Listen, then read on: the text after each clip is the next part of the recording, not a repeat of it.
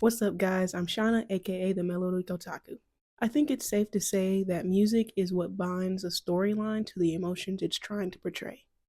When I first started JoJo's Bizarre Adventures, the thing that stuck out to me most, besides the amazing storyline and art style, was the music that supported the journey. It was charismatic and ear catching, and even though I had heard nothing like it before, it felt nostalgic. And if you've ever seen the show, then you know that each part has a different atmosphere, and the music is no different. Let's jump into it. Part 1, Phantom Blood. Jonathan Joestar was a character really worth watching, as his life portrayed true romanticism through his chivalry and his tragic end, and he had the soundtrack to match. The composer for this soundtrack was Matsuo Hayato. He is known for composing various anime soundtracks and game soundtracks like Final Fantasy. The story was set in 1868, and what better to have than classical music characterized by heavy strings and brass and orchestral percussion.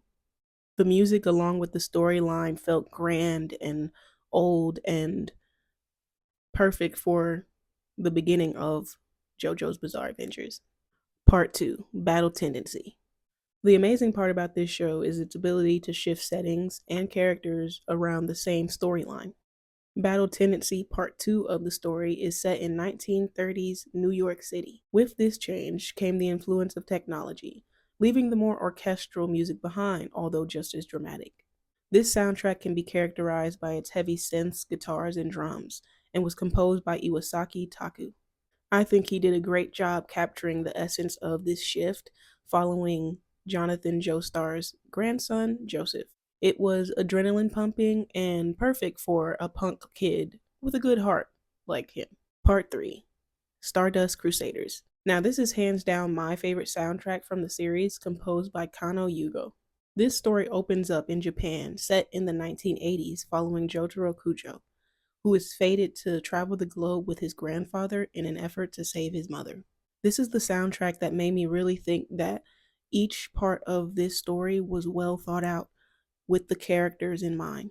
In a postmodernized Japan, I think jazz or funk was the perfect thing considering how much influence it has on Japanese culture. My particular favorite was Last Train Home, but overall, I think the soundtrack was perfect for a character like Jotaro Kujo.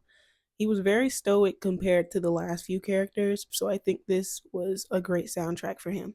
Overall, JoJo's Bizarre Adventures is one of my favorite soundtracks, and to see how it's even impacting HBCU culture is a sight to see. I can't wait to see what composers they use next, and I think I'll be pleasantly surprised each time.